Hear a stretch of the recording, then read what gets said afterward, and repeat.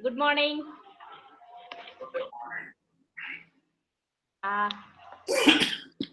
Alumni, my dear participants, a very good morning to all of you. It is indeed a great pleasure and honor for me to welcome Dr. Sanjeev Rao Garu, Advisor, Research and Development, Kale University. He, he was a senior scientist G in Department of Science and Technology, New Delhi, and also worked as an advisor and coordinator for Science and Engineering Research Board, New Delhi. So, coming to his initial days, Dr. Sanjeev Rao Garu obtained his MSc and PhD in agrometeorology from Andhra University. So, we are very proud of you, sir.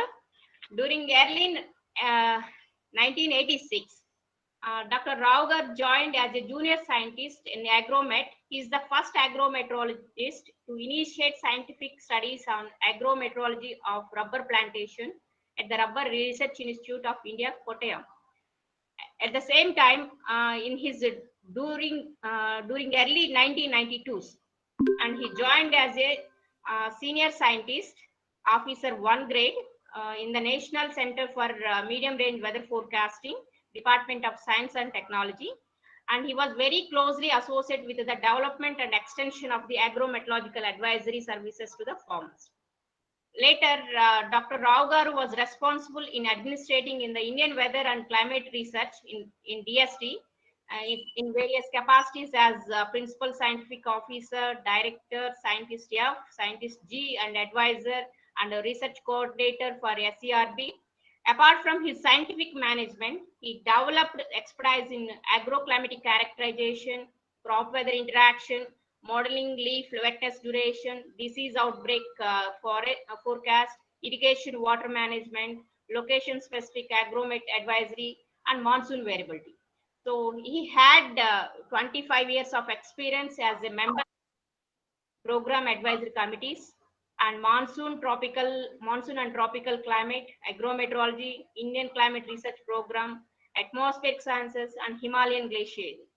He was very instrumental in developing and publishing the vision for research and development in agrometeorology in the science plan, and he implemented plans for Indian climate research program, mesoscale modeling, dynamics of the glaciers in the Himalayas, and also he is responsible for planning and implementation of the several large-scale multidisciplinary and multi-institutional collaborative field observational studies like LASPEX, Land Surface Process Experiment, BOBMEX, Bay of Bengal Monsoon Experiment, Arabian Sea Monsoon Experiment, Storm Projects, and ERMP, Extended Range Monsoon Prediction, and Continental Tropical Convergence Zone, CTCZ. Also is responsible for establishing stratosphere troposphere radar facility at Nainital, Cochin, and Kolkata. He was very instrumental in creating basic research infrastructure in at different knowledge institutions in India, organizing SERC schools and WRF modeling training program. He received fellowship from World Meteorological Organization for his postdoctoral research at University of Guelph, Canada, and he was also an elected member of fellow of Academy of Sciences and fellow of Indian Geophysical Union, fellow of Science Society of Earth Sciences, life member of Indian Meteorological Science. There are so many things are there.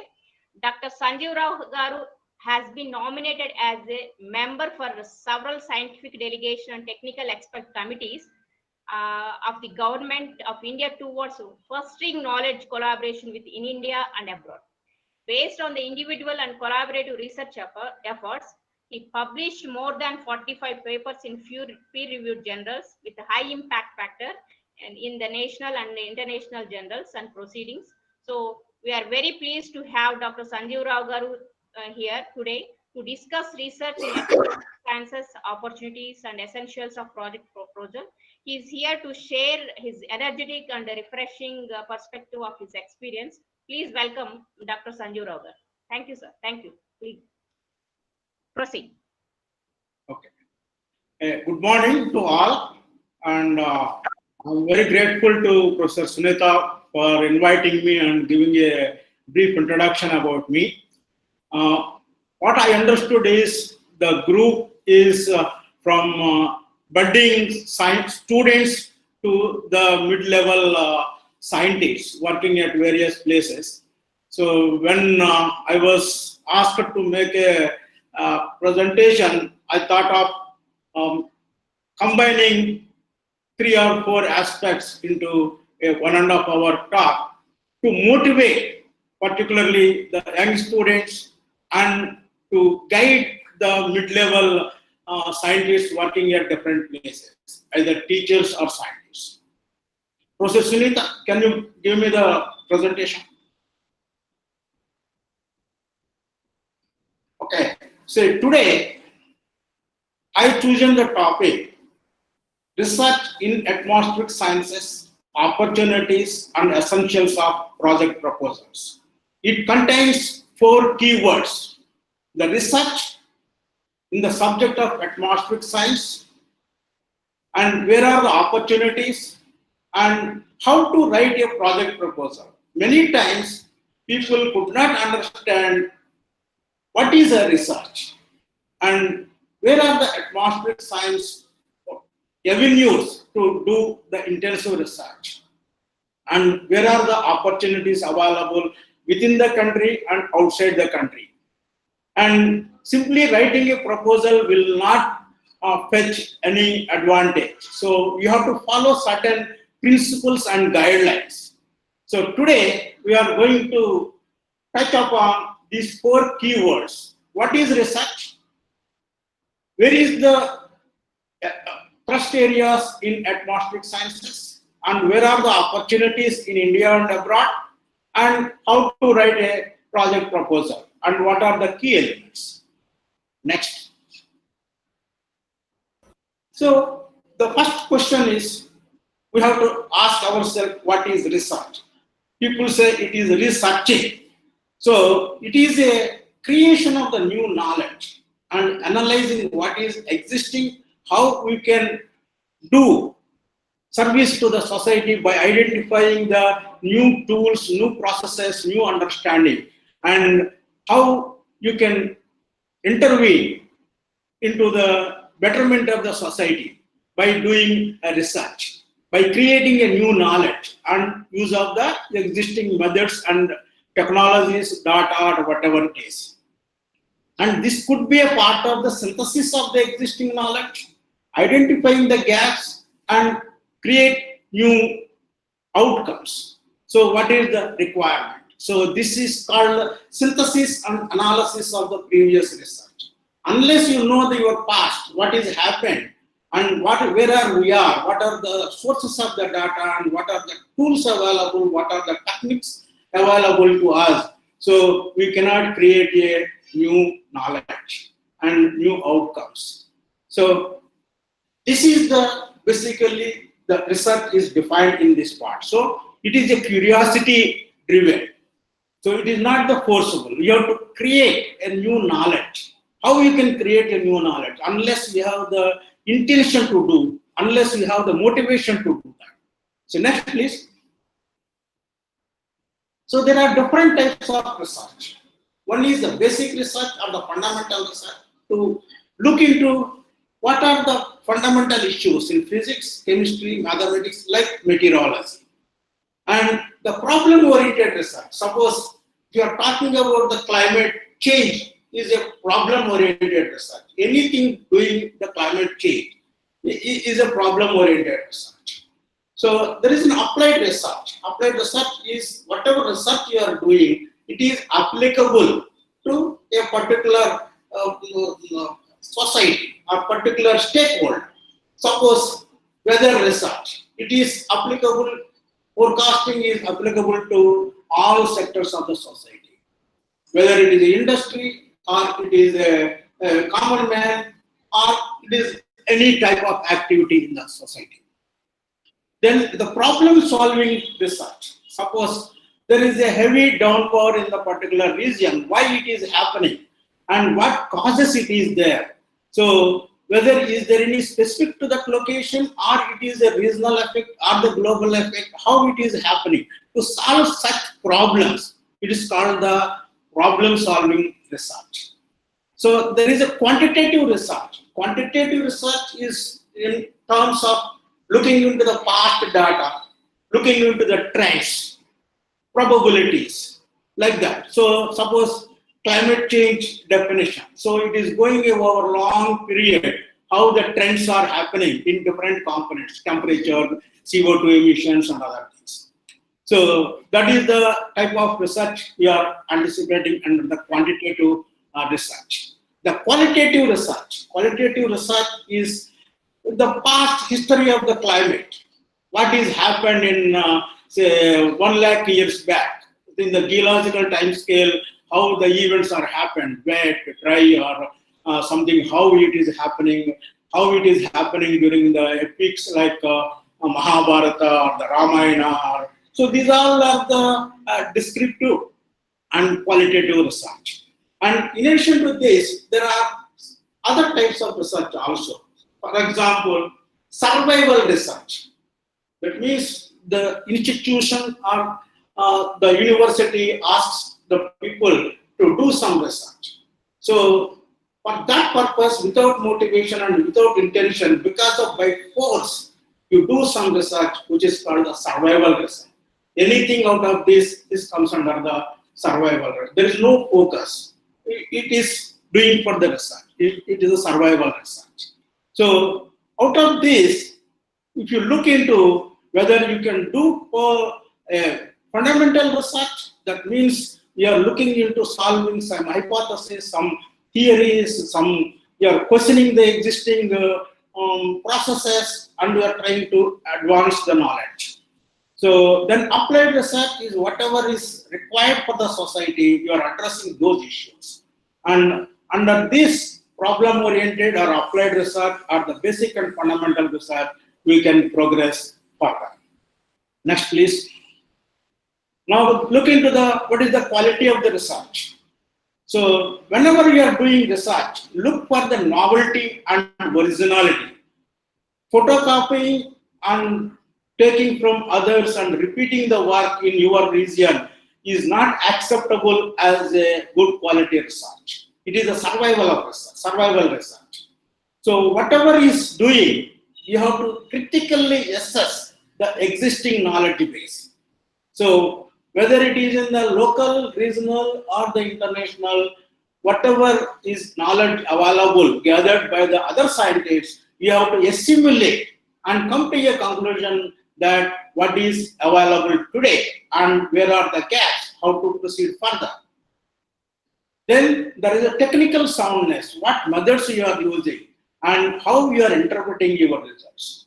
The methods using, maybe some people say a regression equation is good enough to say it is a model, but now with the computational facilities and the advancement in technologies, simple methods will not do. You have to say the latest technologies or the solutions we have to adopt.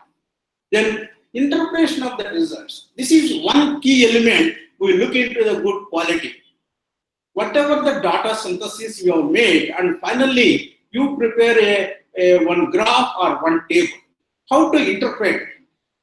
And it is the uniqueness of yourself. So others cannot do that. So how best you can do the interpretation and get the conclusions and draw some hypotheses So this is the more important to say it is a good quality research. And how it is useful to the mankind. Finally, we look into the where is the application. It is the advancement of the science, or it is usefulness to the society or the different mankinds. And it is the domain knowledge and way forward. Suppose if something is known and you have added an incremental knowledge and you are posing more questions so that there is a way forward, how you can look forward, so that your research is being quoted by the people, cited by the people, so that you are recognized as a particular scientist in a particular domain. So that is a more important thing to say it is a good quality research. Whatever one or two publications we have in a good quality publications, this has to be referred by the various people, so and so has done this work and I am continuing this. Or sometimes the critic may be also a good. Suppose X has done this, and but this is not good, and this is the lacuna in this, and identifying the disadvantages or defects in the methodology or the interpretation is also a good. That is a critical thinking and way forward. The implications and outcomes, whatever research you are doing, it should have some outcomes. So there may be scholars or the research students getting tried, or some good publications are coming, or some new tools are being developed so that it can be repeated and upscaled for the larger utility. So next, please.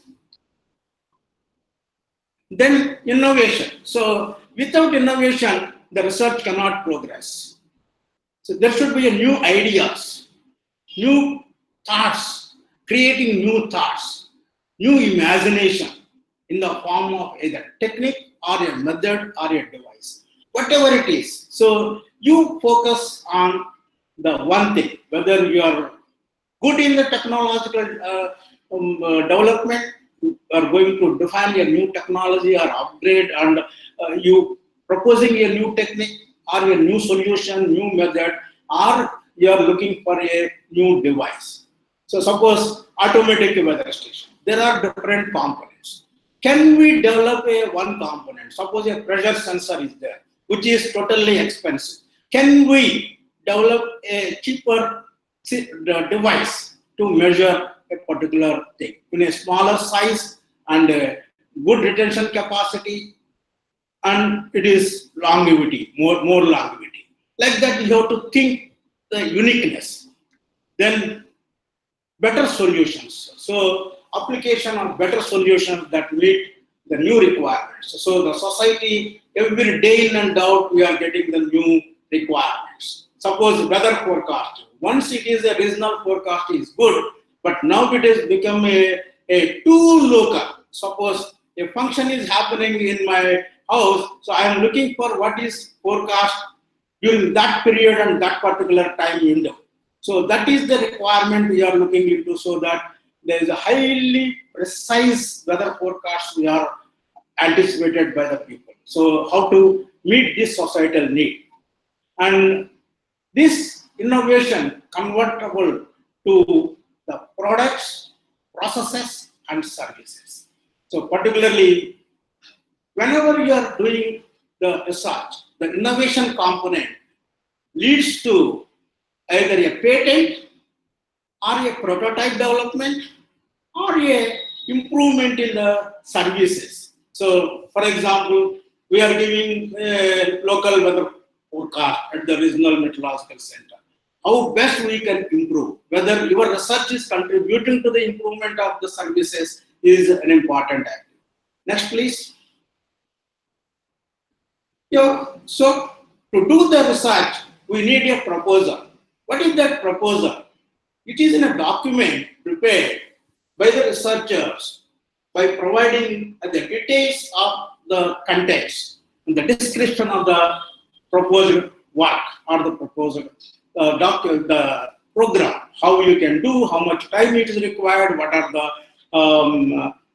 financial implications are there, why you are motivated, what is the scope of research, significance, and what methodologies you are going to use, and what is the expected results and societal application.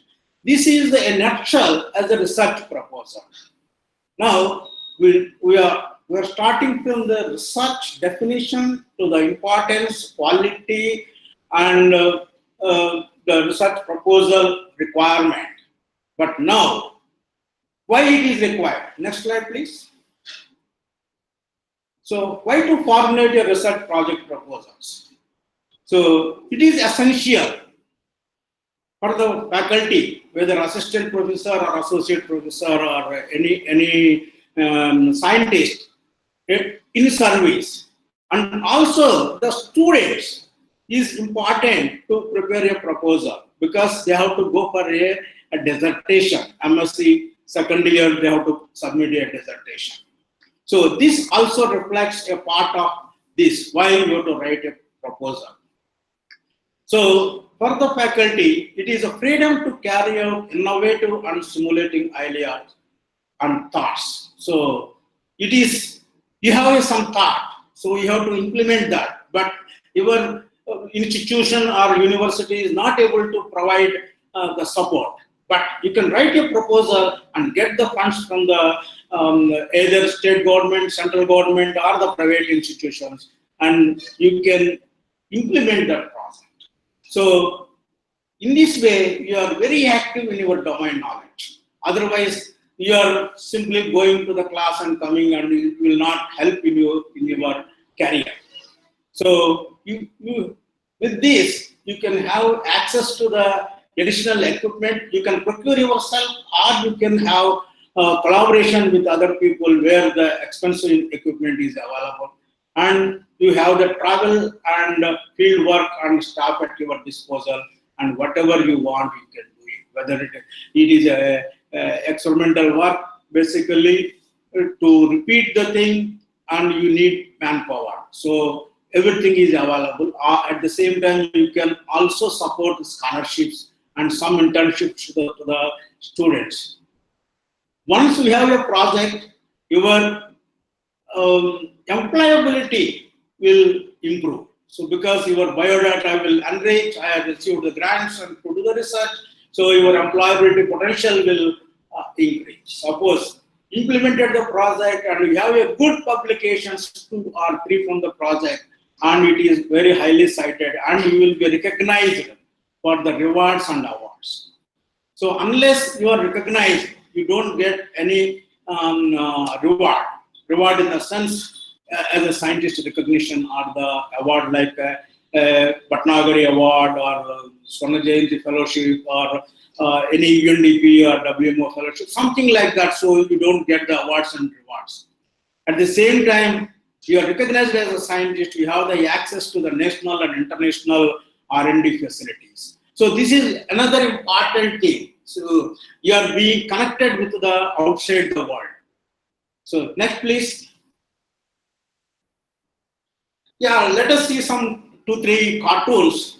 What is the Earth system science? Once you know the research is an important component and where to do, we are the scientists, basically meteorology and oceanography. But that is the very old nomenclature, meteorology as a discipline and this oceanography as a thing. Now, if you look into the global system, Earth system, it is a spheres. So looking into the atmosphere as a sphere, geosphere, hydrosphere, and biosphere, and together. So without soil and without earth, there is no agriculture. That means there is no biosphere, and there is without atmosphere, there is no crop productivity or the food production or the plant production or the another way. Without atmosphere, you cannot do. So the systems are interactive. So whatever we are doing, we cannot do isolated. So we have to go for a multidisciplinary and interdisciplinary.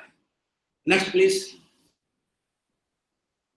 So why it is important, the atmosphere for the life on the planet? So the chemical composition, which is essential for the life, and once the life exists, there are other requirements, the hydrological cycle or the water cycle. So evaporation, transpiration, evapotranspiration, how it is going to the atmosphere and how it is returning back through clouds as a rainfall, and how it is penetrating into the soil, how it is getting back. So this entire cycle is an important aspect to retain the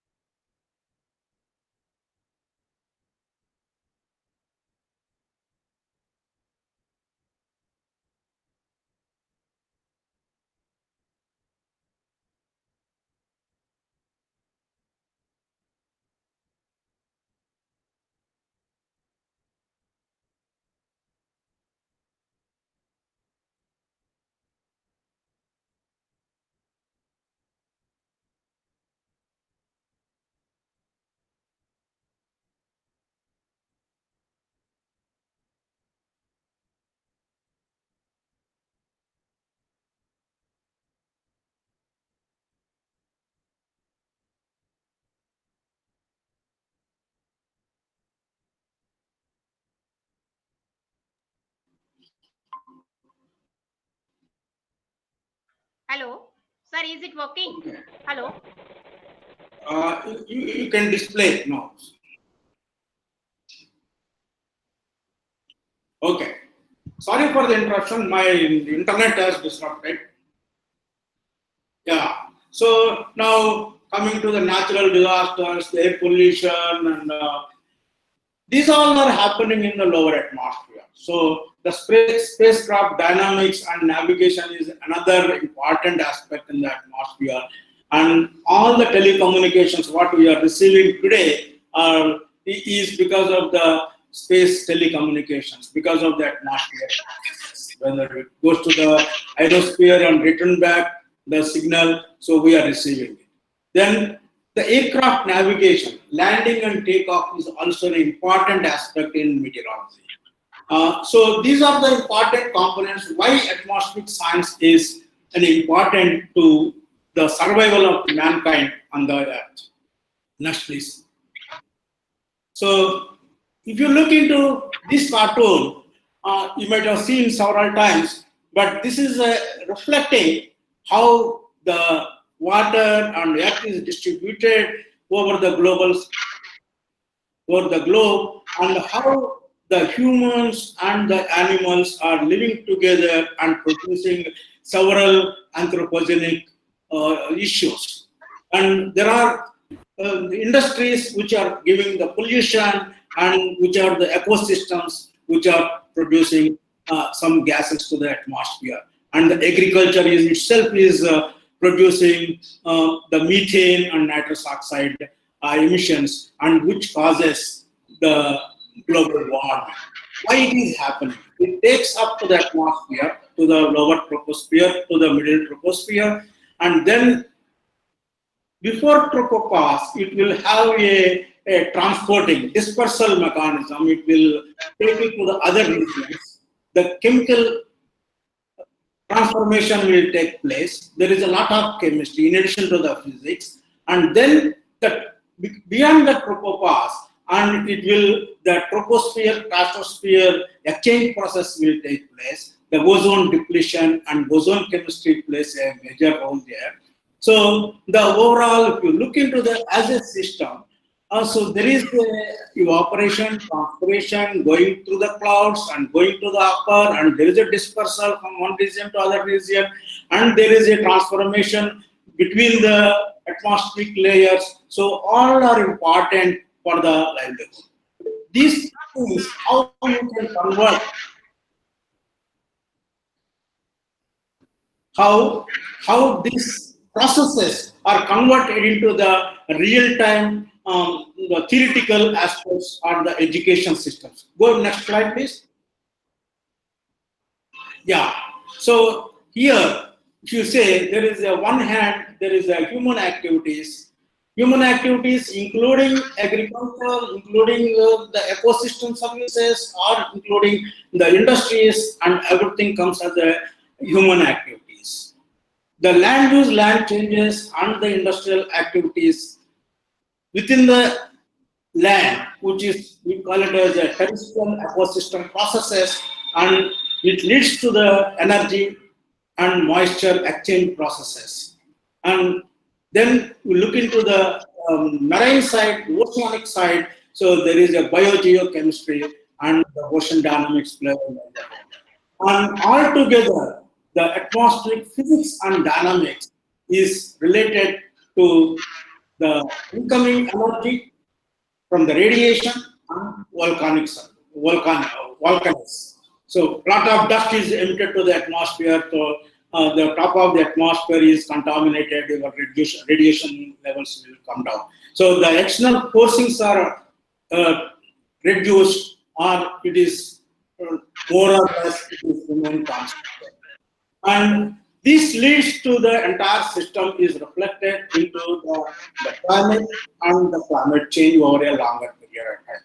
So whether you are a physicist, chemist, mathematician, or whatever, either engineer or an agricultural scientist, so you have to play a major role in defining the weather and climate processes. Next, please. Yeah, now coming to what is the atmospheric science? So I am always putting the questions. Please remember, because once we are doing a research or making a presentation, you have to question yourself what you are going to look into. So this is what is atmospheric science. We are talking about the processes at the regional level and global level and a local level.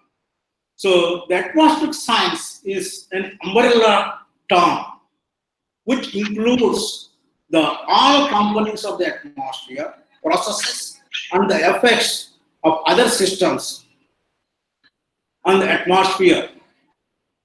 The direct and indirect effects of all the components is being considered as an atmospheric science. It includes meteorology. Meteorology includes atmospheric chemistry, atmospheric physics, and all this focusing to the weather forecasting.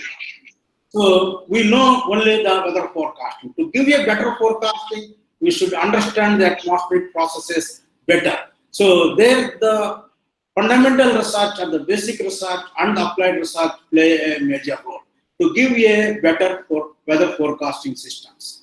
Then the climatology, weather is an instantaneous value, whereas climate is over a longer period. So there climatology looks into both long-term and short-term changes, which defines the average climate and their change over time. We say climate and climate change, climate variability, all comes under the anthropogeny.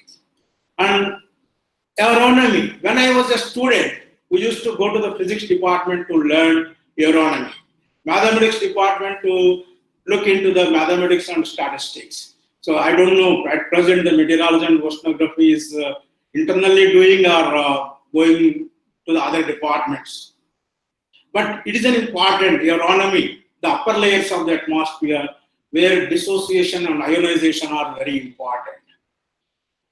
Apart from this, now there is a new branches coming, planetary atmospheres, because our space program is looking into the atmosphere over the other planets like Mars and other solar systems. So this is the upcoming science. This is also part of the atmospheres. Basically, what is the boundary layer? What is the existing processes? Whether over the other planets is the planetary science system we are looking at. To do all this, apart from the local observations, there are rocket sondes, radio sondes, radars, and the lasers, and many other equipment we use it to the monitoring and understand the atmosphere. So this is a nutshell what is an atmospheric science. So any branch dealing with the atmosphere as an envelope comes under atmospheric science. You say I am an atmospheric scientist means I know only the meteorology. No, you are supposed to learn all the aspects. Next, please. Yeah, there are 9 priority areas we can identify within the atmospheric science. The land atmospheric interactions, agrometeorology, which is food production, is very important, and the climate change and social impacts. So recent years, the climate change has become a very big player. The air quality and its impact on society, the air quality, indoor air quality and outdoor air quality is also impacting our society. And now the middle atmosphere observations and modeling has become a space weather is an important aspect because henceforth our communication systems are depend upon how best weather forecasts, space weather forecasts are being given. Even now people are aware that how the weather forecasts are used in spacecraft landing, takeoff, and our INSAT satellites or any other outgoing equipment. And navigation and telecommunications, every person is having a telephone. The telecommunication has become very sensitive. Even a few seconds interruption is becoming a big problem now. We are accustomed to that. Then the cryosphere climate interactions, how the South Pole, North Pole is having the impact on the Indian monsoon, also the snowpack, snowfall, and the glaciers over the Himalayas, or how it is impacting the Indian monsoon has become an important aspect. Even though snowfall and other things are considered as one of the parameters for long range forecasting, but we don't know what is the glacier climate interactions is another thing. Okay, so the planetary atmosphere already we have talked. So next, please. The challenges in atmospheric sciences. I don't want to go in depth because many of my colleagues are presenting specific topic oriented presentations. So this is short range to extended range forecasting. So hours to the days to weeks to months. That means very short range forecasting to the seasonal forecasting. The accuracies are more important. How to improve these predictions is an important challenge. And the data assimilation, we have a variety of the data from the ground level to aircrafts, ships, satellites, radio sondes, radar systems. So how to integrate this is most of the data is assimilated, but how best we can use 100% of there and is an important thing. Because these all are not regular. It is an irregular. Some are regular. Most of them are irregular, but it is informative. And the scale interaction processes. So this is another area, fundamental research it comes, how the clouds are interacting, how the convection is leading to the various types of clouds, and how they are producing the rain-bearing activity. Why some places we are having intense rainfall and why some regions we don't have any rain together. And these all are scale interactions. So how to look into that? How the turbulence plays a major role is another activity. And regional level hydrological cycle. So how it is. So that is an important area. Urban weather and climate, so heat islands and comfort zones is one area which we are very much interested because livelihoods are dependent on it. Next, please. Yeah, the scale interactions we talked about, but again, the heat, mass, and energy transfer is an activity with respect to the waves. Whether it is gravity waves or Kelvin waves or Rossby waves, how it is and where our environment is looking at. And the troposphere stratosphere exchange processes, how the moisture is included into the stratosphere, how the ozone is penetrating into the lower troposphere, what is the chemistry we are experiencing over the tropics and extratropics, how the equatorial region is different from the tropical region. All this comes under troposphere stratosphere exchange processes. So the heavy rainfall or torrential rains is one area. The droughts, hailstorms, thunderstorms. In recent years, the thunderstorms and the electric discharges has become a major issue, at least in southern India. So how it is happening in recent years? What changes is happening? So this is an area of concern to us. The aerosol cloud interactions. So there is the clouds, microparticles, and how these microparticles are acting as a hydroscopic nuclei and how clouds are being generated. So if you recall, in recent years, only metropolitans are getting heavy downpours and continuous downpours. For example, Hyderabad, every day we are getting heavy downpour. Why it is happening? Is it due to aerosols or the local environmental changes? What causes it? And as a meteorologist or an atmospheric scientist, can you explain? Can you predict? Can you give guidance to the local governments? Next, please. So then methane and nitrous oxide emissions from the agriculture is an important. So ozone, we understood that at least 15 to 18% crop losses is happening due to the ozone thing. So how this productivity is influencing the environment is another area. So chemical transport modeling. So this is another area.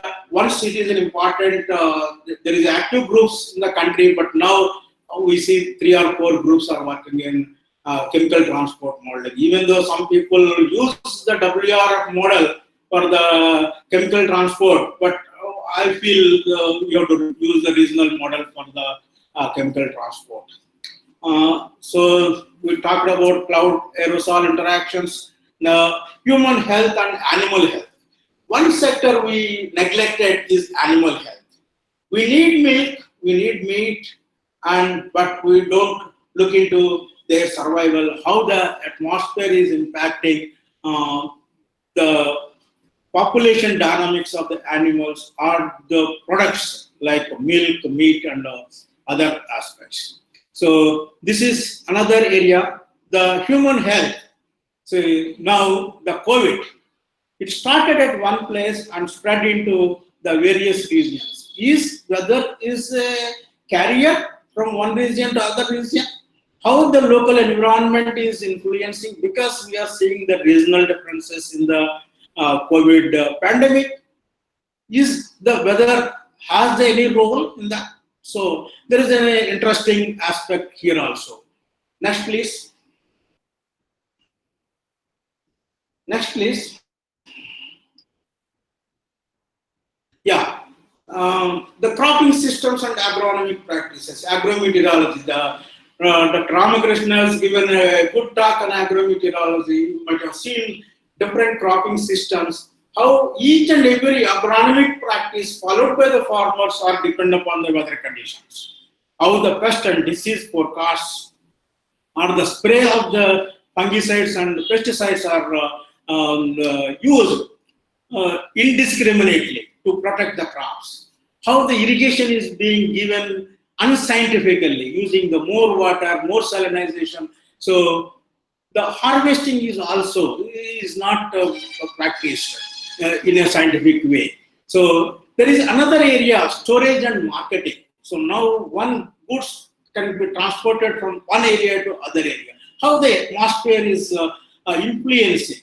Suppose a banana is harvested in Tamil Nadu, taken to the Delhi. It takes certain hours by air or by train. So during that period, what type of atmospheric conditions it is experiencing, how the quality of the produce is taken place. So like grain storage and marketing, everything is involved. So air pollution meteorology, now the bioaerosols have become an important aspect. Again, we are talking about the COVID type of thing. So there are several bioaerosols at local level. From hospital waste is itself is generating, how it is transporting to the other regions. Then one area, indoor and outdoor pollution. Indoor pollution is once as an important subject, but now again it has become reappearing as an important subject because our culture has been changed. So the malls, what we are going into day in and day out, how much pollution, how much particles we are transporting to the inside the mall and how they are circulating within the malls because of the air conditioning is another threat. So biomass burning, so even though we thought of controlling and educating the farmers, still it has become an issue, particularly Delhi region. The space weather observations and how it is solar radiation impacting the regional climate, ozone depletion. So these all are some of the areas which you can choose. Whatever topic you have chosen, it is important to concentrate on that topic and related areas. You focus on that. Next, please. Yeah, soil, plant, atmosphere. So the microclimate, how it is influencing the soil dynamics. See, the soil is varying from village to village. Within village, you can see 3 or 4 types of the soils. How the dynamics is influencing the soil moisture retention capacities and how it is giving to the back to the plants and through plants, how it is giving to the atmosphere, how the cropping systems or the forest regions are influencing, how the chemistry part is involved and giving back to the environment and receiving back as a rainfall is an important study. It's a soil plant atmospheric interactions because whenever you are changing the varieties, so we are changing the plant material. We have to study the gene environmental interactions and how it is influencing the productivity. As we also talked about the animal atmosphere interactions, how the temperature, humidity, and radiation is influencing the animal growth. Lactation period, suppose one region to other region, the lactation of the animal is different, and how the milk productivity and meat production are influencing by the local microenvironment is important. The ocean atmosphere, because we are surrounded by the oceans, North Indian Ocean, Bay of Bengal, and Arabian Sea, how the sea surface temperature, coastal processes, and air-sea exchange processes, and particularly the hemoalliance circulation or the coastal circulations are influencing our local environments as well as the regional climate.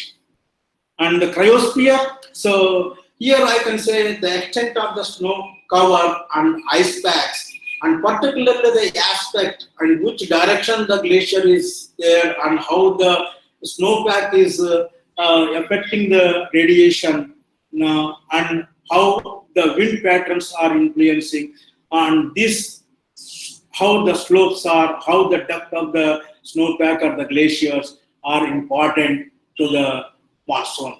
So this area is a very virgin. Only a few years back we have initiated, and there are stations established within the Himalayas and Antarctica and Arctic. So this is another area of coming area. Next, please. Okay, so all are the modelers. So simulation of future climates and how it is varying and how the water resources are impacting energy sector and food production and ecosystem level, how the scenarios. Say 4.5, 8.5, there are scenarios and there are many studies are happening and it will continue because there are many assumptions in this study. So if you can take up, you look into what are the assumptions they made, how realistic they are, whether we can correct to our local environment and do that. The space weather research and finally the geosphere, biosphere and cryosphere interaction. So the spatial and temporal variability of the rainfall, which is a very important component because there is no year where the monsoon failed over the Indian region. But there are many years the interannual variability is significantly influencing the Indian economy. At the same time, within the monsoon season, there is no similar rainfall pattern in any of the 4 months. Not only that, there is no two consecutive years the monsoon distribution is similar. So there is a lot of complexity involved in this. So how to look into this? How these variations will impact the ecosystem services and society at large. Next, please. Once we know there are various issues, so we ourselves cannot do. We need a collaboration, whether at the national level or international level. Why there is a need for the collaboration?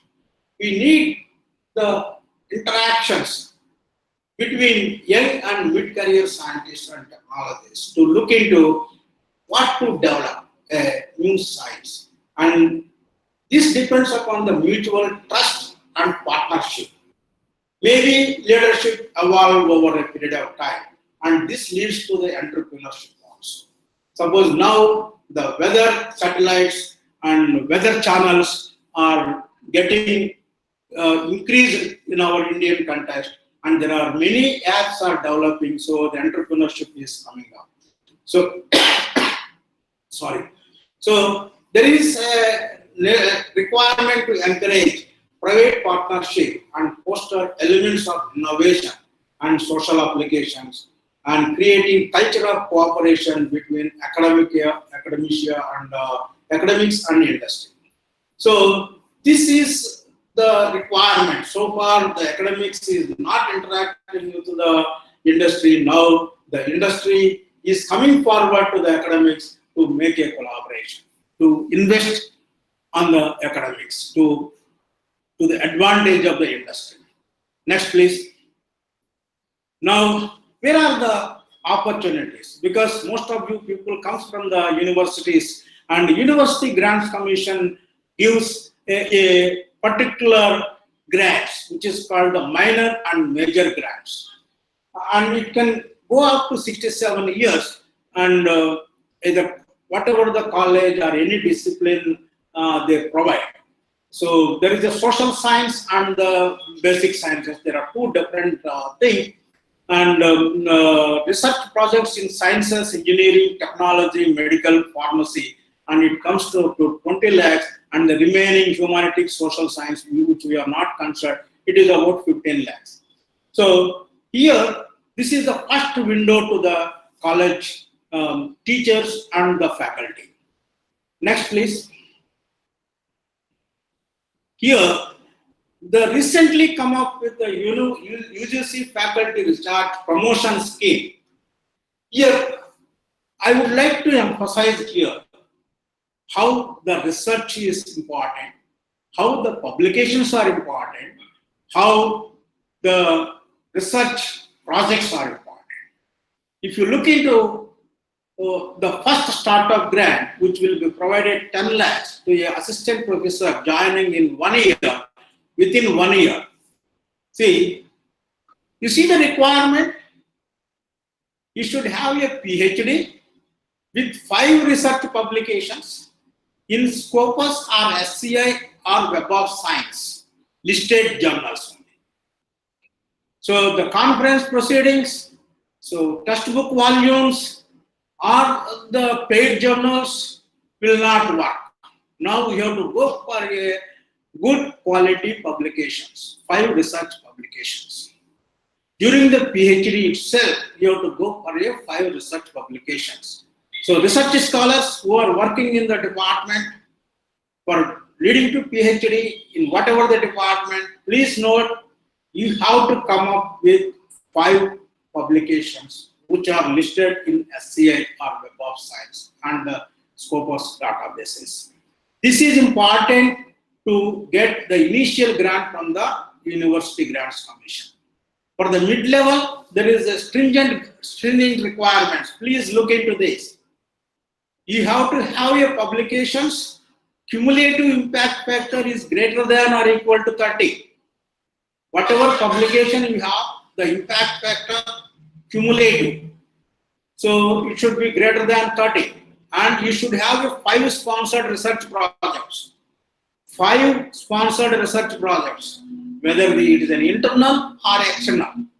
And you should have a 10 PhDs full time during the last 3 years, or a 3 during the last 5 years. So the requirements are mounting to the faculty. And if you are a senior scientist, it is a BSR faculty fellow, 50,000 rupees per month for 3 years, in addition to the 5 lakh grant they will provide. You see, you should have 3 sponsored research projects as PI, and there may be other. But the cumulative impact factor should be greater than 50. That means you should have a good quality publications from yourself and your students. There should be 15 PhDs in basic science and 10 PhDs in engineering or science. So you make a assessment, the requirement for the UGC in future or from this year onwards, and you should have a quality research publication. And quality research publications and the sponsored research projects. So now go to the next. Similarly, the Indian Council of Social Science Research also supports theoretical, conceptual, and methodological or policy related projects. This is also varies from 5 lakh to 15 lakhs as a major project, and up to 5 lakhs is the minor project. But the time duration 1 year to 2 years. Now, here there is an important aspect in this is this social science research also supports high quality independent program of research. Also to provide opportunities for training of future researchers. So there are 2 components here, the human resource development and also to look into the quality of the independent program. So there are 2 things, and the third one is promote collaborative multidisciplinary research activities among researchers in the social sciences. So the meteorology, climatology, and the geography are considered by the social science research as a social subject. So you can look into whether it is whatever the thing, theoretical, conceptual, or methodological studies you are planning, and it should have a collaboration, it should have a quality, it should have a manpower requirement. Next, please. Yeah, once if you look into the UGC, AICTE, or the ICSSR type of institutions from the academic side, the Department of Science and Technology provides the major funding, and irrespective of the institutions or the colleges or the universities. Because here we look into the candidates, the quality and qualifications, and quality of the proposal and the qualifications. So that is how your biodata looks into. There are 4 components. We'll look into the first scientific research. The inspired faculty. How many are inspired faculty here? I hope few people may be the inspired faculty. Once we have completed the PhD and the inspired faculty gives around 85,000 rupees for 3 years with around 15 lakhs research grant per year. So you have to write a good proposal. That good proposal is evaluated in terms of various aspects. I will come to the next. What is that? So there are other things. At the college level or university level, if you want to go for a fixed grant, there also you have to write a project proposal. And the SCRB is a separate entity. I will come there. So next. And if you want to go for any of the research projects, whether it is a technology development and transfer, the amount will be better. So maybe a few crores, 2 crores to 10 crores type of thing. Or the climate change, another area where you can get a huge number of grants. So there is a mission mode project on climate change, so which also includes the Himalayan glaciology, climate change mitigation, science, and adaptation aspects, and whatever the domain knowledge you have.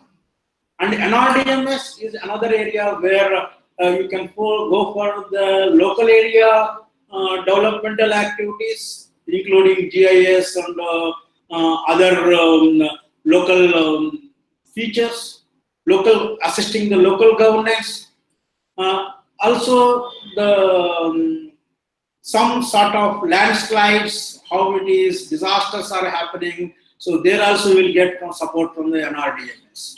And the international S&D collaboration, bilateral and multilateral collaboration, we have several countries, and there are country-specific proposals and the group-specific proposals like BIMSTEC, SAARC countries, or the European Union countries. So there are several avenues are open. We'll come to I'll touch some of these things. And then there is a C division, Science for Equity, Empowerment, Development, and various proposals are given here also. How your research is implementing to the societal level applications.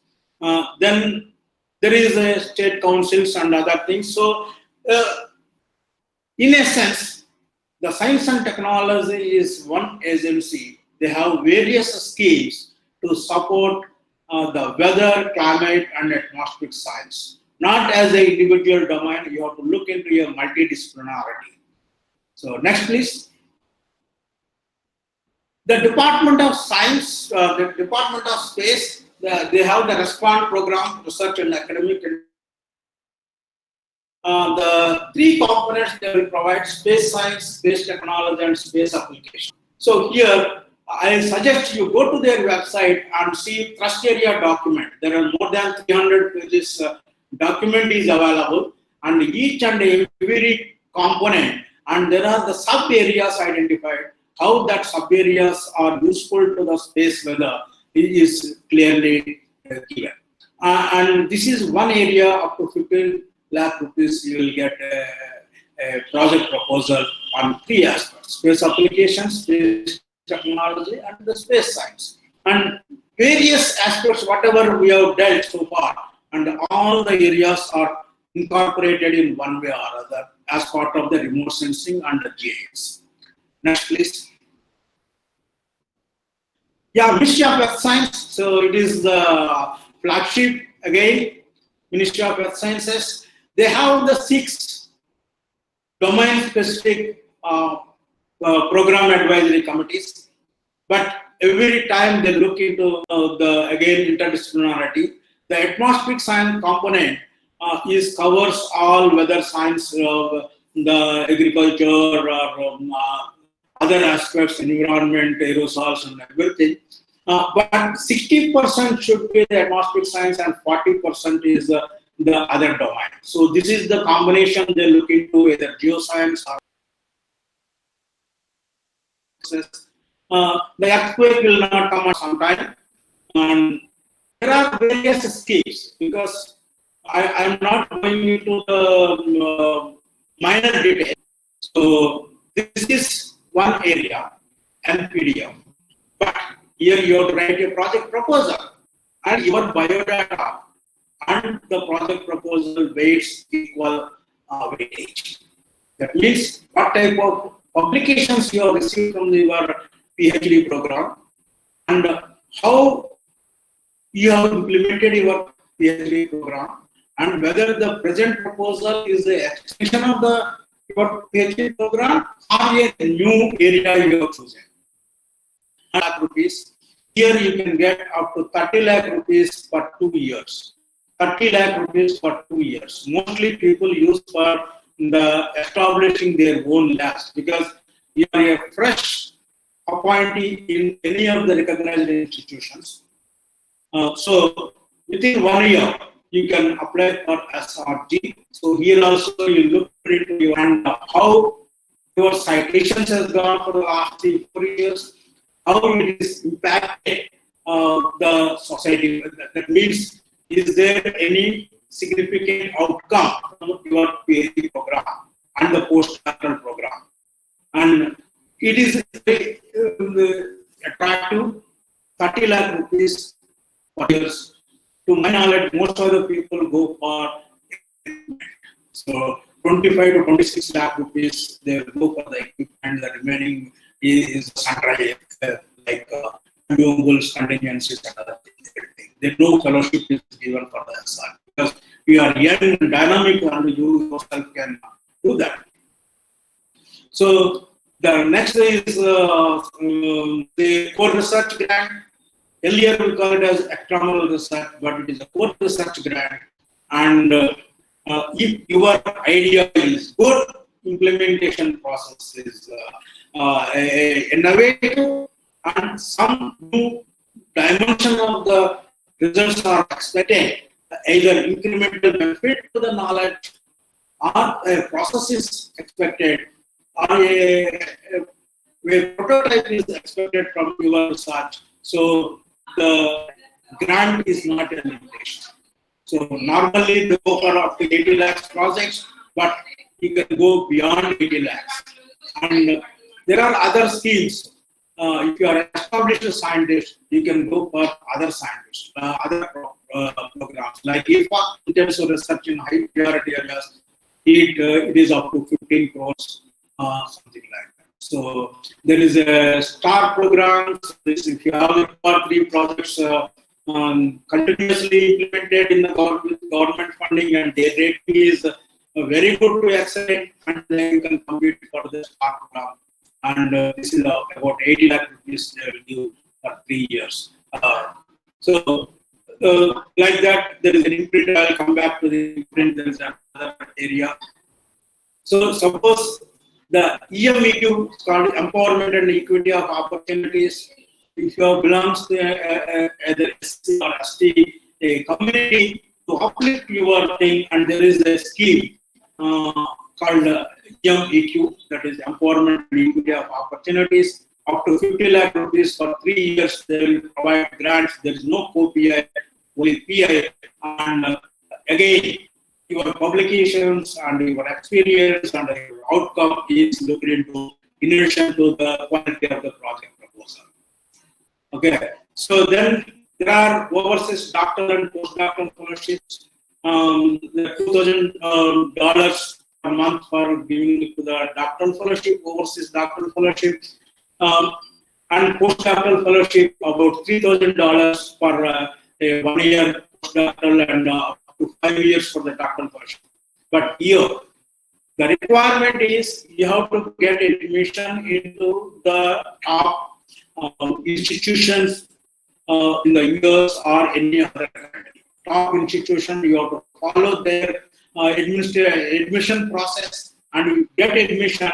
And SCRP is having a MOU with different universities where you can avail fellowship. Every year they will give around 50 doctoral fellowships and 50 postdoctoral fellowships. And you have excelled in the research and you have high citations, and there are many research students who have come up, and then you are recognized for some awards like Bhatnagar Award or the Swaminathan Fellowship. or any other well-recognized awards and fellowship in the academies, Indian Academy of Science, Indian National Science Academy, Engineering Academy, like that. There are academies in India, national level. If you become a fellow of the thing, then you can have a JC post fellow.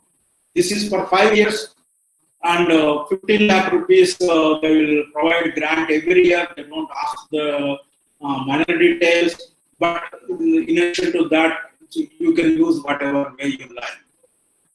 This is the recognition. It is the basically recognition. There are other fellowships which you may not be interested, but you look into the international travels. Most of the young people want to visit other countries and present your results in international conferences outside India.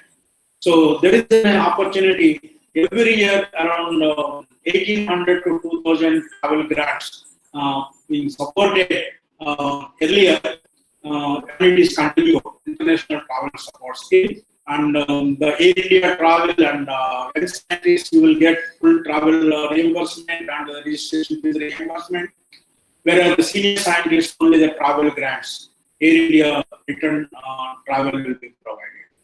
Then recently there is another scheme has come, Accelerate Vigyan, and it is for the training. Earlier we used to provide training programs as a part of the program advisory committee system. Now there is a separate program called Accelerate Vigyan for the intensive training. So it is up to 3 weeks training, and they are expecting at least 1,000 training programs in the next 5 years. So there is a good opportunity to involve in the training programs and get enriched yourself. Next, please.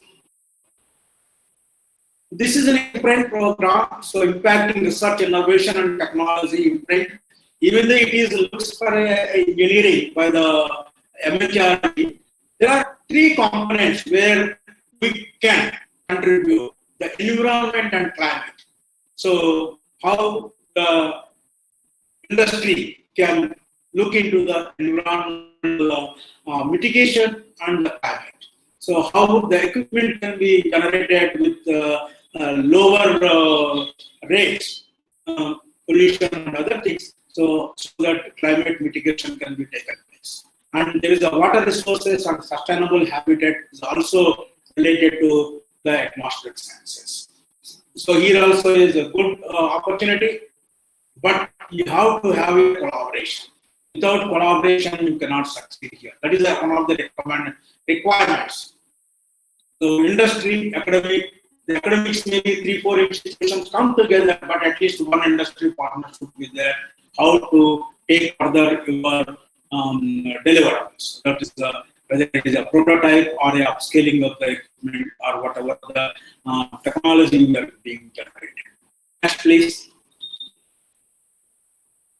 Yeah, there is a now coming from the national to go for the international collaboration. There is an Indo-US assertive form. So before going into the collaboration in a major way, we have to look for the bilateral workshops, symposium, and conferences. So we can host or we can participate in this, and then you can have a networking with the scientists for a collaboration and go on interacting with them and develop a mutually collaborative project, so that the US side will be supported by the US government, Indian side will be supported by the SNT form, Indo-US Science and Technology. Also, they create a virtual network center. Suppose atmospheric science is a requirement, or the extremes, weather extreme prediction is an important aspect, so that we can have a virtual network centers, so that what scientists working in India will always be interacting with the other side, and there is a mutual visits from both the sides. So this is called the virtual network centers, and it is virtual. There is a center of scientists from the both sides, but it is a virtual. And Frontiers of Science and Engineering There is another call looking into by November 2020. Recent call is there, so you also can look into that Indo-US frontiers. And if you look into the other things, endowment fund is available. So India Innovation Growth Program is available. So don't think your atmospheric science or the meteorology is not a contentable component here, but you have to project your ideas, how it is influencing the society, and how the US side thinking and how Indian side is thinking, how we can make a collaboration and develop a new technology. So this is the important here. And women scientists, there is a separate fund for this, and at the same time, there is another science, technology, engineering, STEM grants also is available. Next, please. Yeah. So there are different fellowships that are available. So the students can explore. Again, when you sit for the selection of the candidates, we look into the statement of proposal and your biodata. Statement of proposal reflects how you want to utilize this fellowship. Maybe 3 months or 6 months or 1 year, whatever the duration they announce, how you are going to utilize. That is a statement of purpose. It should be very clear and convey the innovation and development. And your research. So what you have done in your master's, what type of dissertation you have, whether you converted that into a publication or not, and then what is the initial research you are doing in the during the PhD and after the PhD. So there are different fellowships. So you can look into the ELSN Bose Scholars Program is the master's levels and graduate level students who will take at least 50 students every year. And there is the Indo-US Fellowship for Women in STEM. For women specific science, technology, engineering, and mathematics. There is a separate fellowship grants are available. The women scientists can look into the technology part, science and technology, or mathematics. So then initiative for research and innovation in science, there is another grant is available. These all comes as a call for proposals. You have to look for the Indo-US Forum website and make a watch on that. When it is advertised, what is the last date for the application, and you have to prepare for that and you have to apply on time.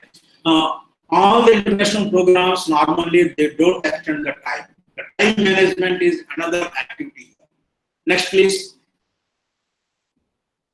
Yeah, Indo-German collaboration. So you can have your bilateral research programs. Climate science is one area. You can have the joint scientific workshops, brainstormings, and strategic initiatives in another area. External programs. This is the broad area they make a collaboration. Next, please. Indo-German bilateral workshops. So here you can one of you people can make a bid for this cross-fertilization of ideas. So this is the keyword, cross-fertilization of ideas. You have some ideas, other side is having some idea. How to bring together, how to you can start initiating the research. And knowledge networks, there is another thing. And joint knowledge pools to address global challenges. So suppose climate change is a global challenge. So you can have joint pools, joint knowledge pools for this. And research partnership with mutual interest and respect. So this is another component in collaboration. It should be mutually respected and collaborated, and mutually interested also. Next, please. Yeah, there are many things, and how these projects are being evaluated at the international level. This is an aspect looking into the compliance of the thematic area, whether your proposal is looking to the thematic area, how it is novel and innovation is component is there, what is the scientific scope, what are your credentials and competitiveness through publications, and the presence of knowledge experts. Suppose if you are a group of scientists who have put together has made a proposal, and what is your knowledge expertise in different lines. So the multidisciplinarity will come into the picture, and there comes to around 2.3 lakhs for 3 years. Sometimes there is a mutual 3 months mutual exchange programs are there. So this is the type of evaluation they will do. Finally, what my submission to you people are, your thinking process, your innovation in ideas and implementation techniques and drawing conclusions or interpretation of the results and publication in the good scientific journals is the only way to flourish as a scientist or an academician or a scientist. Next, please.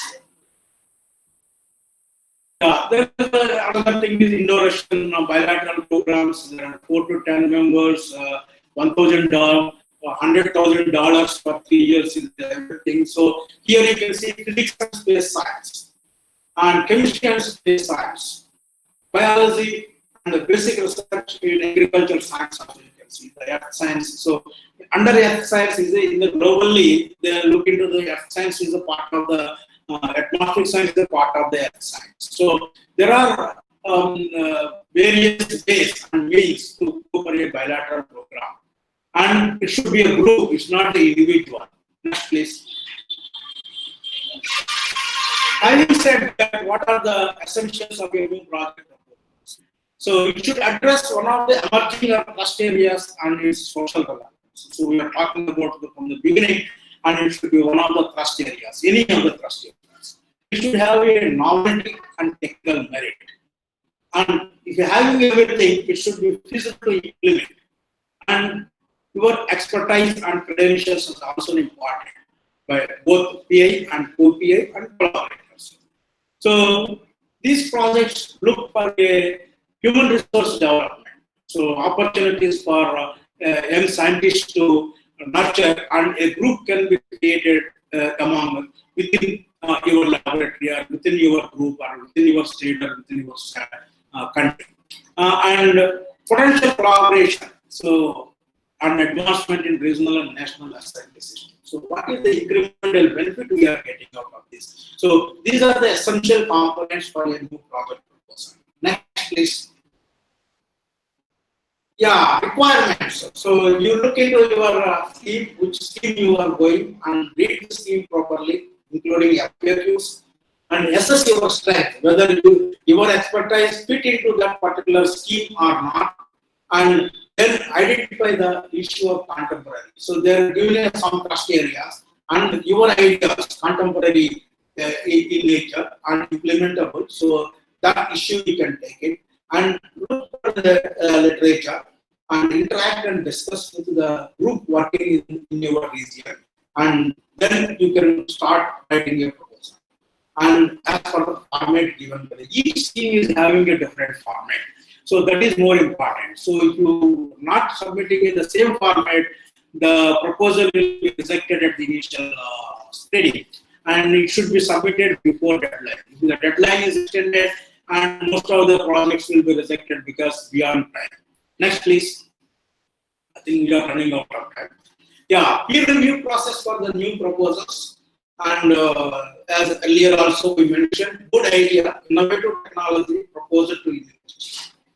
So a reviewer, suppose a proposal comes to me for a review, I look into, is there any good idea or some innovative thought or a technology is proposed, a new method is proposed to investigate, or the problem is significant and today's contemporary world, or it is the old and repeating the same thing, and the description of the research is very clear, and then looking into the reviewers you have to convince, because everything is a third party review.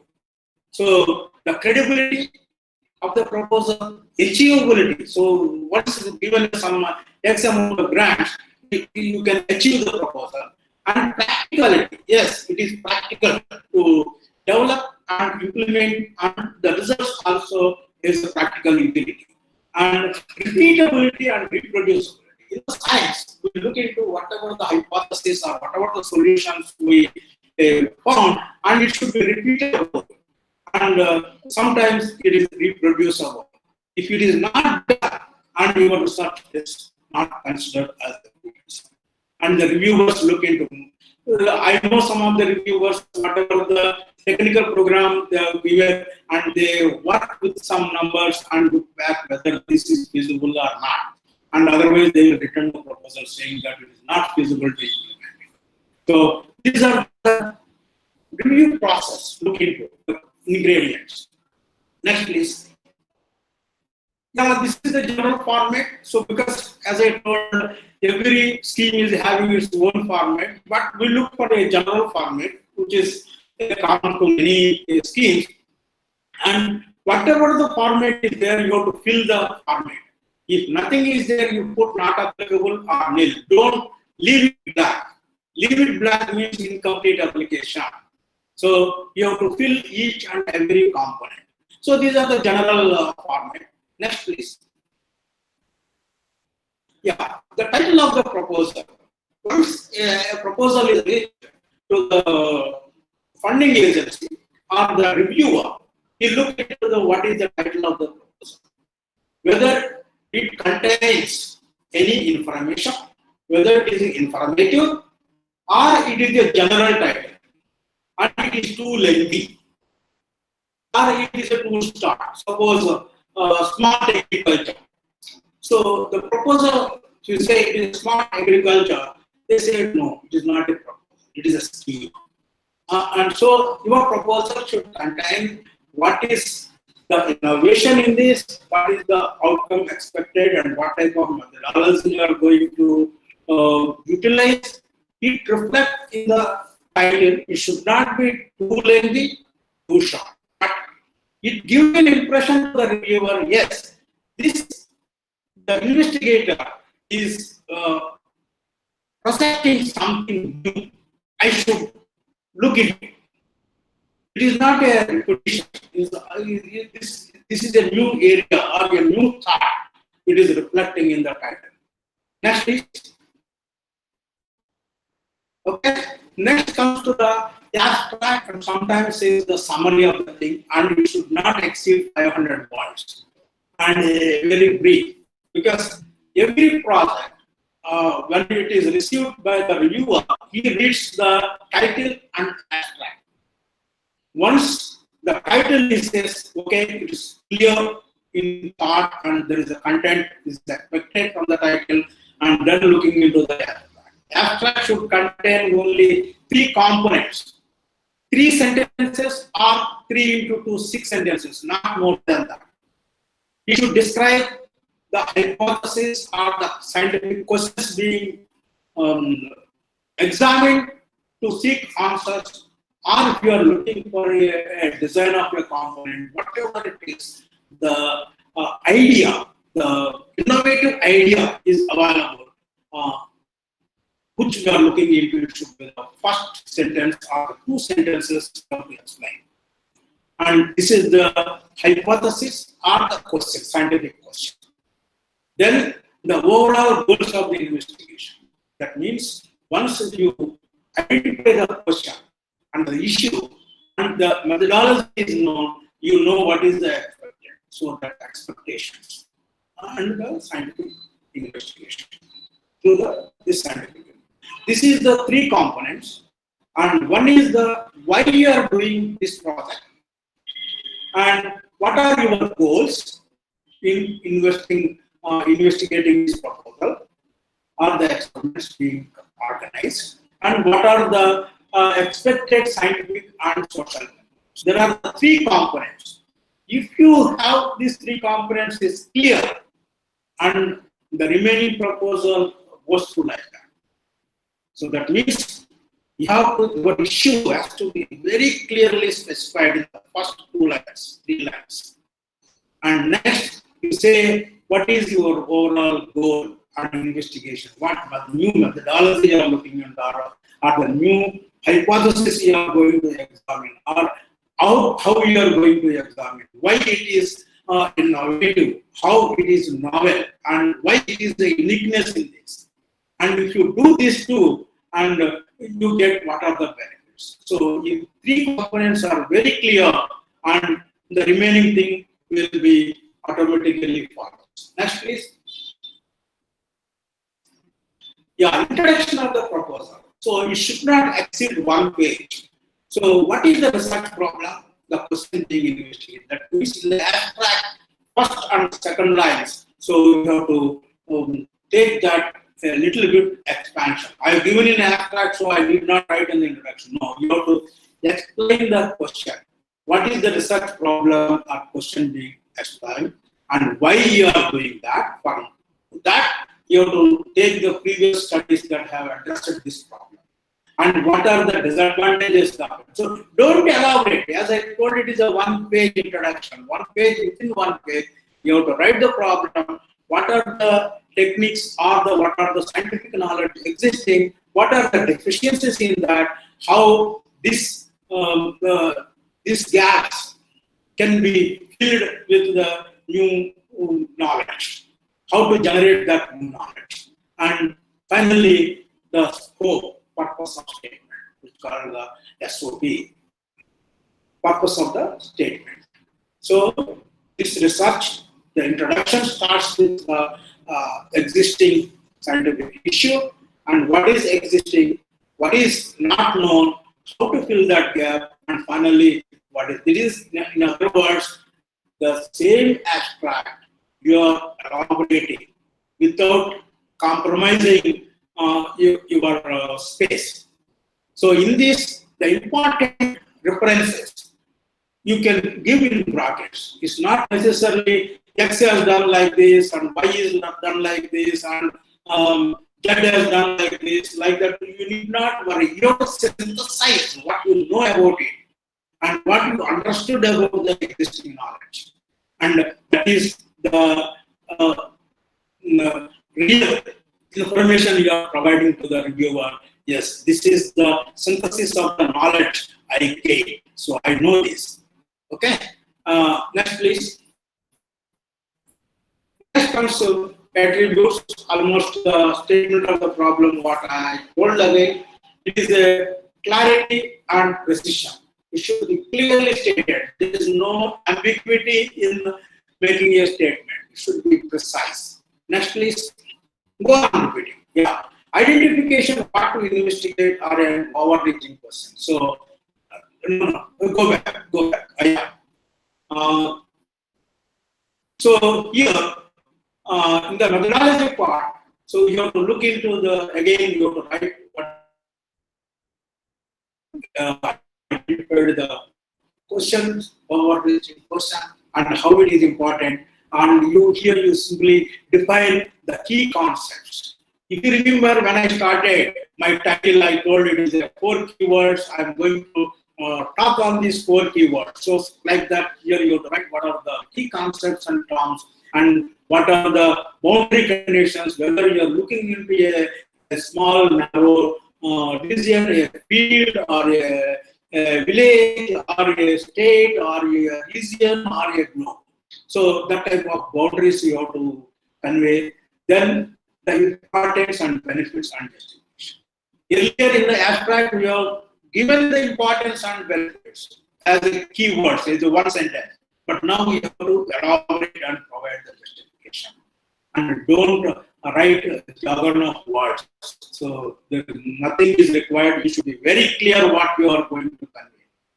And it is the entire thing is giving a snapshot of your understanding about such problem. Once you are clear about such program, and it will come automatically. Next, please. Yeah. So literature review. So there is a 3 columns. Normally they put local, national, and international. Local in the sense yourself, your co-PI, and your collaborators. Maybe within the university also you can say it is a local. And the national means it is other universities, other institutions, other national laboratories, whatever the national knowledge base. And the international, whatever access to you Now today Google is there to access, but don't copy paste from the Google. So you have to read the papers and write the synthesis of the thing, and mostly you synthesize. So if the same methodology is being used by the 4 or 5 people, you can say in bracket there is a people, and need not be too many references. So the latest and important references only you can provide. And the experimental or theoretical framework here you have to define to some extent. And here you have to find the holes and cite what are the deficiencies in the earlier works, and compare with the existing knowledge, the local to regional to the global level, how to make a contrast. So some are maybe similar, some are divergent results, and critically analyze and connect one to other, so that your literature survey very clearly says you have critically analyzed the existing knowledge, you have identified the issues, and critically cited the points 1, 2, 3, 4, and you're connected to one to other, and now you find what is the required. Okay, next please. The project objectives. So next comes an important thing is project objectives. And some people will write 10 to 15 objectives. No, it is the work elements. You may think it is an objective, but objectives are always the scientific issues and scientific questions. Suppose if you are taking a project, there may be a 2 or 3 issues involved in that. Those issues are the hypothesis, are the testing, validation, development, and like that, framework, design. So whatever it comes is an issue. Issue is an objective. So it should be quantifiable and testable. Suppose you have one objective, design of a experimental setup to study the heat waves in India. Okay, this is the subject you have. So what type of framework you are going, and once you finalize the framework, and if you completed that framework, then it is a one objective is completed. That framework can go into a journal publication. That means it should be in total from beginning definition to the existing different regions, how the definitions are varying from operational to the hypothetical to the theoretical ones, and how you are finding the difficulties, and how you are bridging the gaps identified, and like that. So whatever the topic you have, and whatever the narrow domain knowledge you have chosen for your research, it should be a clear, short, and not more than 3 objectives, and it should be quantifiable and to the identified issues. And here in the objectives, some people will include the methodology. The methodology component should not be significant in objective. Okay, if it is a new methodology being developed, yes, it is an objective. If you are using a methodology, already known methodology, it is not an objective. So if you distinguish these things, and your objective is perfect, it should be clear, concise, and informative, and quantifiable. So please remember, a reviewer looks into the title, the abstract, directly come to the objectives. If these 3 are good, and then look into back to the what introduction you have given, whether it is proper, any typographical errors, any technical snacks, technical errors, and like that. Next, please. Yeah, methodology is how to execute. As already I mentioned something. So research, design, and purpose and selection of this methodology. What type of research design you are looking? What purpose? See, finally, the methodology should reflect the objectives, and objectives should reflect the title of your proposal, and it gives the particular results, expected results. So how you are going to select that? So if it is a data science related thing, what are the data being used, how you are accessing the data, how you are making the quality check, how you are synthesizing that, what methods you are using, how they are the very new. So if it is an experimental study, what type of experiments you are designing, what type of simulations you are doing, and how you are collecting the output products, and what type of softwares you are using. And all this can be listed in 1, 2, 3, 4 like that, at least minimum 12. Every quarter, you can have a quantifiable work element. Every 3 months, you should have a quantifiable work element. So that even sometimes you miss that quarter, the next quarter you can pick up and complete. The project implementation is also an important aspect to get a new project, because time management is another aspect in this. So that is why normally the projects are either 2 years or 3 years, and exceptional cases it is 5 years. So for taking 3 years, you make a 12 quantifiable work elements, so that every quarter you can quantify. Maybe there is a 1 month overlap here and there, doesn't matter. So you have to make this as a chart. Next, please. Yeah, once here, you be ready. What are the limitations of your project? So already you have made boundaries, but the exceptions you have to mention here, the qualification and reservations. So suppose you are expecting to do some fast computing and you don't have the computational access, then there is a limitation. Assuming that I will get a certain speed computational facility accessibility, then only I can do this. So there is an exception and some reservation of that. Like that. So whatever it is. So whatever reservations we have. Suppose today COVID, we are not able to go to the lab and we are virtually working online. So if you are planning for a laboratory experiments, you cannot do that. So this is the type of expectations and exceptions we have to write, reservations. How to then you have to write about the what is under your control, what is not under your control. And there is limitations before and after. So suppose if the project has not granted, so you are not able to do that. Suppose if you granted, and how it will impact. Suppose if you are going for a collaboration, your collaborator is not cooperated, you may not be able to implement it. So there may be some under your control, some may be a natural problem imposed by nature.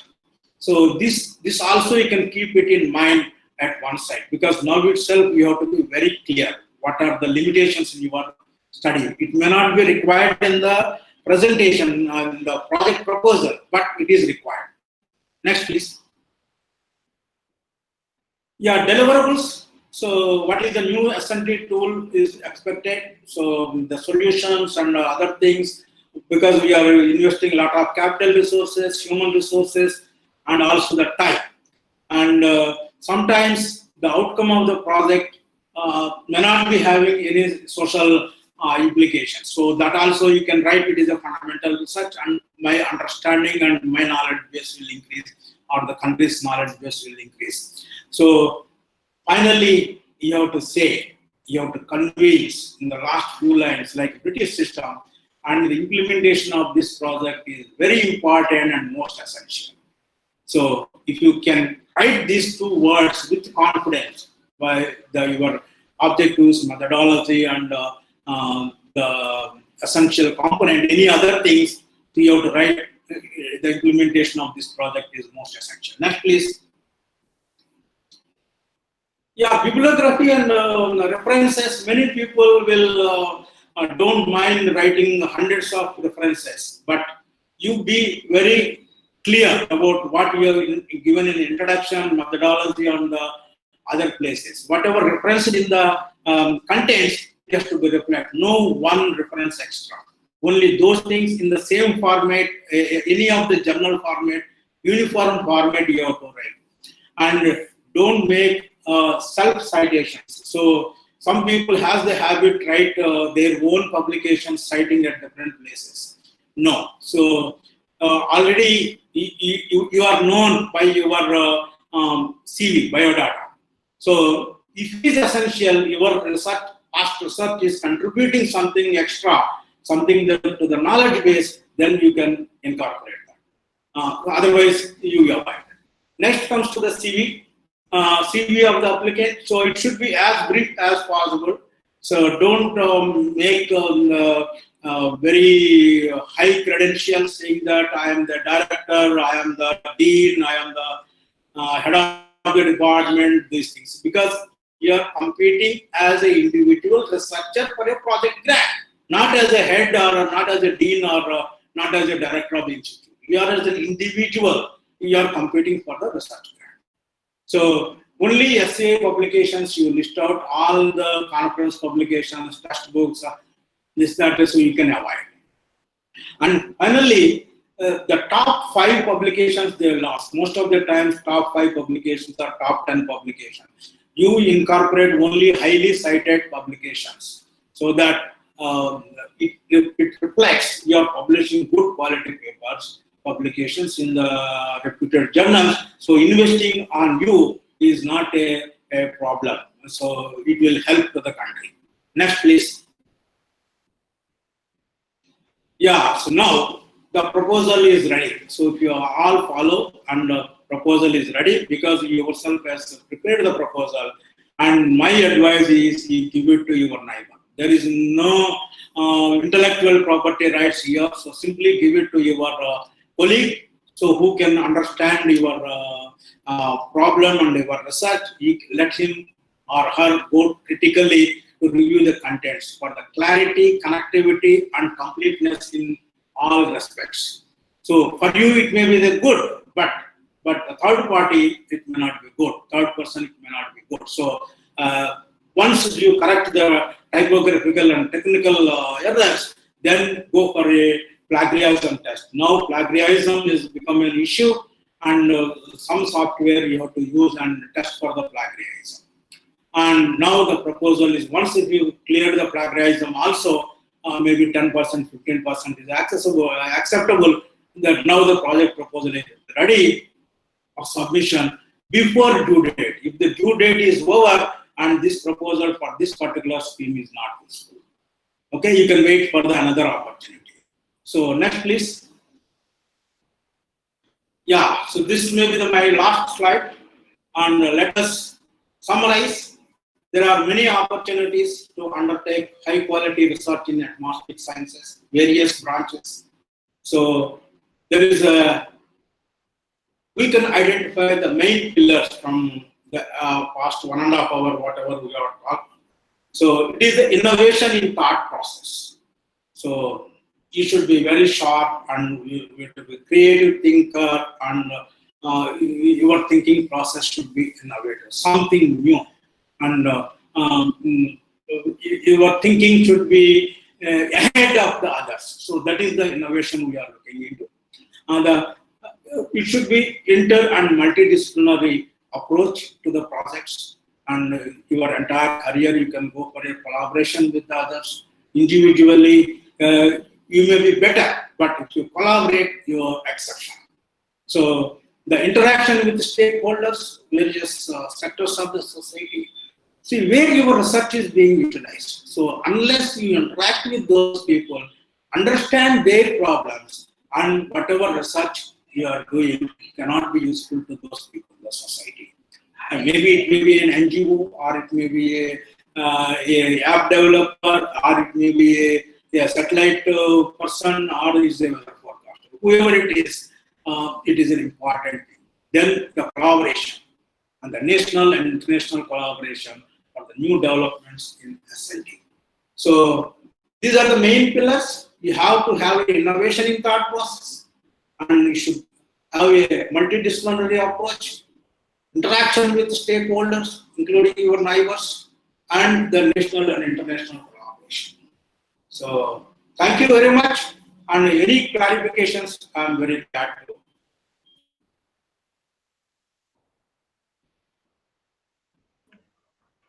Thank you, sir, for your excellent and informative talk. Any questions from the participants? Yes, sir. There are so many questions. Let me ask you. Importance of the life on Earth. Add agriculture also in the slide. Okay. This is a suggestion from the Ramakrishna sir. Sure. So this we will look into the ecosystem level.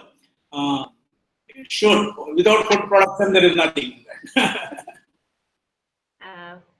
There is a question from Mahendra sir.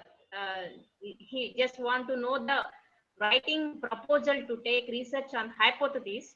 How can I conclude? I include outcome which I am going to get without having a detailed study on that. If it include, is it valid? Yeah, it's a good question. If you have a problem identified, issue identified, and once identifying the issue itself, you know what will be the possible solution.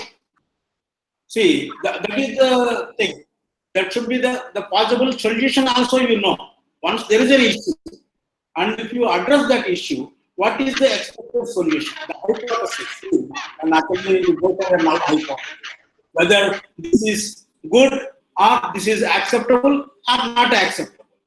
Okay, after analyzing the data, you accept the hypothesis or reject the hypothesis. So this is the type of research. So you have your intuition whether it is going to be accepted or rejected. You know in the beginning itself. Unless otherwise it is a significantly different. Thank you, sir. Thank you very much. This type of guidance is very much required, especially for the young generation to implement the basic research in universities or affiliated colleges or in their institutes. Is a two-way interacting or a two-way beneficiary for personal growth as well as the professional growth. So we are extremely thankful to you, sir, for your valuable time and your encouragement, especially in this webinar. Thank you so much. Thank you. Wants to something. On behalf of all the listeners here, I would like to congratulate Dr. Sanjeev Rao. It's an excellent talk and has given a whole gambit of opportunities to the young scientists, how they can really think what kind of problems are there, research problems which they can take up, and how they can really make a good proposal. I think it's a very great one. And I'm sure, I know that this is being shared to all through YouTube link. So people can download it and go through it again. But great, really, Sanjeev, I'm very happy you are still being active. So thank you very much, sir.